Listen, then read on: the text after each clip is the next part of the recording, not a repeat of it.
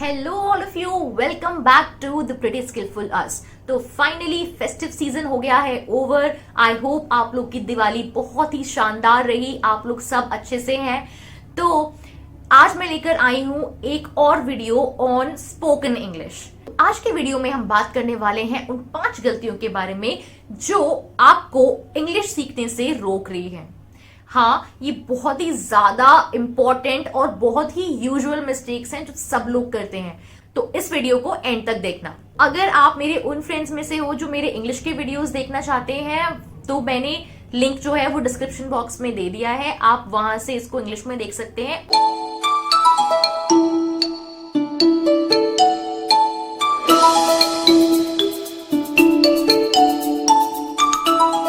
पहली मिस्टेक जो हम करते हैं वो है कि हम अपने आप को ना बहुत ज्यादा बोर कर लेते हैं। अब बोर तो भाई किसी को भी नहीं होना चाहिए, ना ही बोर होना चाहिए, ना ही बोर करना चाहिए।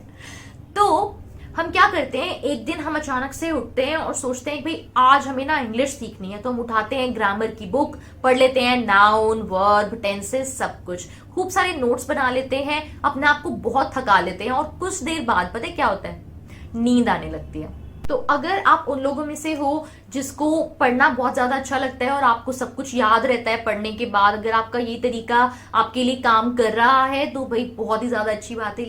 लेकिन अगर आप मेरी तरह हो कि आपको भैया एक चैप्टर अच्छी तरीके से पढ़ने के बाद आती है बढ़िया सी नींद, तो मेरे दोस्त आप एकदम सही वीडियो में आए हो। सब्सक्राइब करके जाना, बिल्कुल मत भूलना बेल आइकन हिट करना।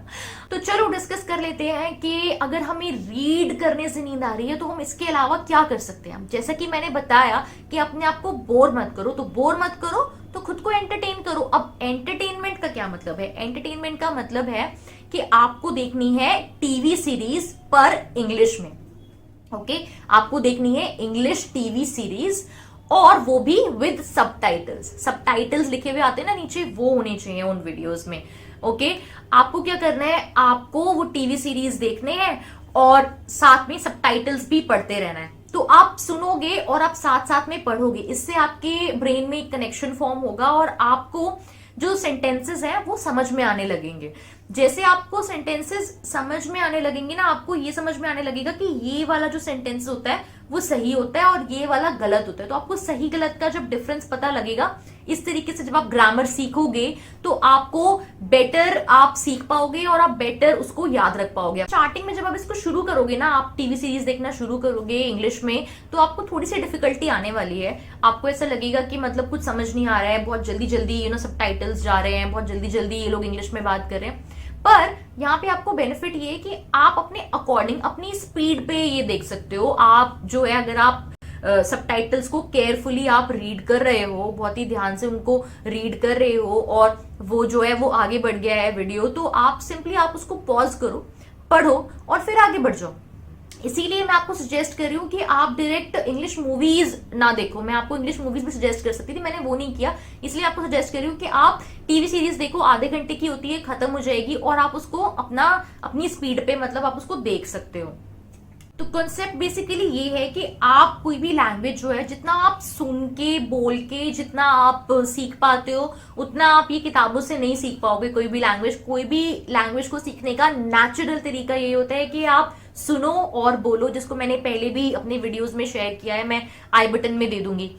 अब बात आती है कि आप में से बहुत लोग ये सोच रहे होंगे कि भाई कौन से इंग्लिश टीवी सीरीज देखें, कौन से वीडियोस देखें। तो मैंने उसके ऊपर भी एक वीडियो बनाया है। अगर आप बिगिनर हैं, आप शुरुआत कर रहे हैं, तो आपके लिए ये जो इंग्लिश के वीडियोस हैं ये बहुत ज्यादा काम आएंगे।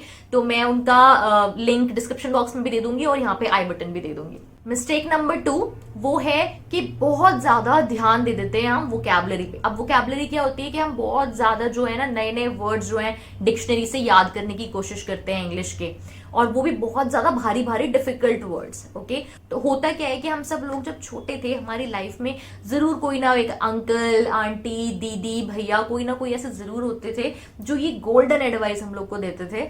Okay, and I am sure कि आप सब लोगों को ये एडवाइस मिली होगी। एडवाइस ये है कि बेटा न्यूज़पेपर खोलो, न्यूज़पेपर पढ़ो, इंग्लिश का न्यूज़पेपर पढ़ो और उसमें से जितने भी डिफिकल्ट वर्ड्स हैं ना, उनको अंडरलाइन कर लो। अंडरलाइन करने के बाद डिक्शनरी खोलो, उसमें से उन वर्ड्स की मीनिंग निकालो और एक डायरी में नोट करो। आपको क्या करना है, आपको 10 वर्ड डेली के उस डायरी में नोट करने हैं। ठीक है, ऐसे जब आप 10 वर्ड आप डेली नोट करोगे ना, तो साल भर में आप 3650 वर्ड्स जो है ना, आप उस डायरी में नोट डाउन कर लोगे, आप सीख लोगे। नोट डाउन कर लोगे, यहां तक तो करेक्ट है। आप 3650 वर्ड्स याद कर लोगे एक साल में, ये थोड़ा क्रिटिकल है। ओके अगर आपके लिए ये तरीका काम किया है तो भाई कॉन्ग्रेचुलेशंस। मेरे लिए ये तरीका नहीं काम किया है, लेकिन मेरे लिए जो तरीका काम किया है वो मैं आपके साथ शेयर करूंगी। मेरे अकॉर्डिंग जो तरीका काम करता है वो है कि थोड़ा याद करो, ठीक है, और ज्यादा रिटेन करो अपने दिमाग में। ओके अगर आप थोड़ा याद करोगे तो आपको ज्यादा याद रहेगा।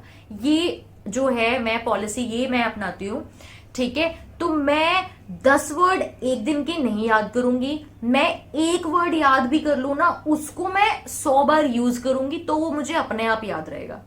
तो इस तरीके से जब आप वोकैबुलरी लर्न करने की कोशिश करोगे, अपनी वोकैबुलरी इनहांस करने की कोशिश करोगे, तो बेटर इनहांस भी होगी और सही टाइम पे ना सही वर्ड आपको याद भी आ जाएगा। क्योंकि हमारा जो ब्रेन है ना वो ऐसे ही फंक्शन करता है। जितना हम एक चीज को जितना ही बार रिवाइज करेंगे ना अपने दिमाग में, उतना वो हमारे दिमाग में ज्यादा रहेगा।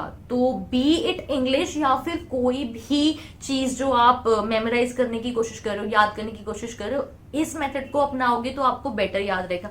थोड़ा याद करो और ज्यादा अपने दिमाग में उस चीज को प्रैक्टिस करो। करते हैं तीसरी गलती जो हम करते हैं वो ये है कि हम बहुत ज्यादा टाइम वेस्ट करते हैं ये देखने में कि हम इंग्लिश सीख कैसे सकते हैं। हम बहुत सारी इंफॉर्मेशन गैदर करते हैं, हम बहुत सारा सिलेबस इकट्ठा कर लेते हैं, बहुत सारी बुक्स इकट्ठी कर लेते हैं, गूगल पे सर्च करते हैं भाई कैसे इंग्लिश सीखें, और बेसिकली इन सब चीजों को ढूंढने में इतना टाइम चला जाता है कि वो टाइम हम यूटिलाइज कर सकते थे किसी से इंग्लिश में कॉन्वर्सेशन करने में। ट्रस्ट मी, आप 2 घंटे को इंग्लिश ग्रामर की बुक पढ़ लो और आप 2 घंटे जो है इंग्लिश में किसी से बात कर लो। जो आप 2 घंटे किसी से इंग्लिश में बात करोगे ना वो आपके बहुत ज्यादा काम आने वाला है।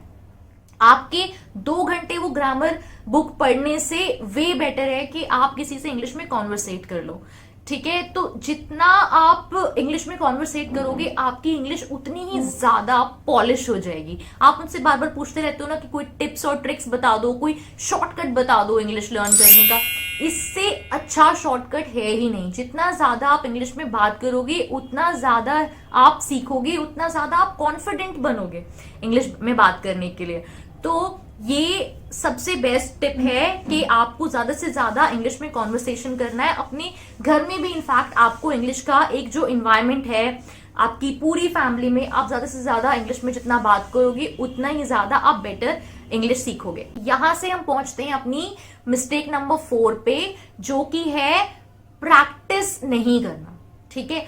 तो यहां से आप ये चीज समझो कि कितनी भी अच्छी हमारी वोकैबुलरी हो, कितनी भी अच्छी हमारी ग्रामर हो, लेकिन अगर हम इंग्लिश में बात करना सीख रहे हैं तो हम तब तक नहीं सीख पाएंगे जब तक हम एक्चुअली इंग्लिश में बात नहीं करेंगे।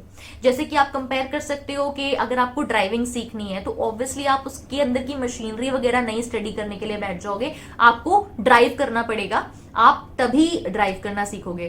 तो इसी तरीके से आपको जो है ज्यादा से ज्यादा इंग्लिश में प्रैक्टिस करनी है। तो ऐसा इन्वायरमेंट क्रिएट करना है अपने आसपास कि आप ज्यादा से ज्यादा इंग्लिश में बात कर पाओ। ऐसे लोगों को ढूंढो जो आपके साथ इंग्लिश में प्रैक्टिस कर सकते हैं। तो इंग्लिश की प्रैक्टिस करने के कुछ तरीके मैंने अपने प्रीवियस वीडियो में आप लोग के साथ शेयर किए थे। उस वीडियो को मैं यहाँ आई बटन में दे दूंगी, आप जरूर वहां पे चेक कर सकते हो कि कैसे आप इंग्लिश की प्रैक्टिस कर सकते हो। मैंने उसमें ऐसे तरीके भी शेयर किए हैं कि आपके साथ कोई पार्टनर नहीं है तो आप इंग्लिश कैसे प्रैक्टिस कर सकते हो, तो आप जरूर उस वीडियो को चेकआउट कर लेना। सबसे बड़ी गलती जो कि है 5वीं गलती जो लोग करते हैं वो है कि बहुत जल्दी हार मान जाते हैं। बहुत जल्दी ये सोच लेते हैं कि भाई हमने बहुत ज्यादा ट्राई कर लिया, अब हमसे तो भाई नहीं हो पाएगा, हम इंग्लिश नहीं सीख पाएंगे, हमने बहुत कोशिश की थी, दुनिया में कोई हमें इंग्लिश नहीं सिखा सकता, ठीक है। ऐसे ऐसे स्टेटमेंट्स आप लोग देते हो ना, तो ये जो है ये सबसे बड़ी गलती है। ये बिल्कुल नहीं करना है, बिल्कुल भी डरना नहीं है। अगर आपने कुछ सोचा है कि हाँ भाई ये चीज मेरे को अचीव करनी है, मेरे को इंग्लिश में बहुत अच्छे से बात करनी है, तो आपको ना उस ड्रीम पे रहना चाहिए। आप इस चीज से बिल्कुल भी डरो मत कि मैं अगर इंग्लिश में बात करूंगी या इंग्लिश में बात करूंगा तो लोग जो है क्या सोचेंगे मेरे बारे में। अगर मैंने कुछ गलत बोल दिया तो क्या हो गया, मतलब ज्यादा से ज्यादा क्या हो जाएगा, ठीक है। तो उस चीज से बिल्कुल भी आप डरो मत। अपने अंदर ये हिम्मत लाओ, अपने अंदर ये जज्बा लाओ कि भाई अगर हमने कोई गलत बोल भी दिया इंग्लिश में तो उसको कोई ना कोई करेक्ट करेगा, और जब वो चीज करेक्ट होगी तो हमें याद रहेगी, तो हम तो एक स्टेप आगे ही बढ़ रहे हैं ना। तो वो वाली फिलॉसफी को लेके चलना है, बिल्कुल भी हार नहीं माननी है। ज्यादा से ज्यादा इंग्लिश में जब तक कम्युनिकेट करते रहोगे तब तक अपनी इंग्लिश की जर्नी पे आगे ही आगे आप बढ़ते रहोगे। तो ये थे कुछ टिप्स एंड ट्रिक्स जिनसे आप अपनी इंग्लिश को इनहैंस कर सकते हो। अगर आपको ये टिप्स और ट्रिक्स पसंद आए तो इस वीडियो को एक लाइक दे देना, और अगर आप अपनी इंग्लिश को ऐसे ही इंप्रूव करते रहना चाहते हो और मेरे और वीडियोस देखना चाहते हो तो आप मेरे चैनल को सब्सक्राइब कर लेना, बेल आइकन हिट करना बिल्कुल मत भूलना। और अगर आप अपने आसपास के लोगों से बहुत ज्यादा प्यार करते हो और अपना प्यार जो है बिल्कुल दुनिया में स्प्रेड करना चाहते हो तो इस वीडियो को शेयर कर सकते हो। आप कमेंट सेक्शन में मुझे जरूर बताना कि आपको ये वीडियो कैसा लगा, अपने एक्सपीरियंसेस, अपनी क्वेरी जरूर मेरे साथ शेयर करना, और मिलना मुझसे मेरी अगले वीडियो में।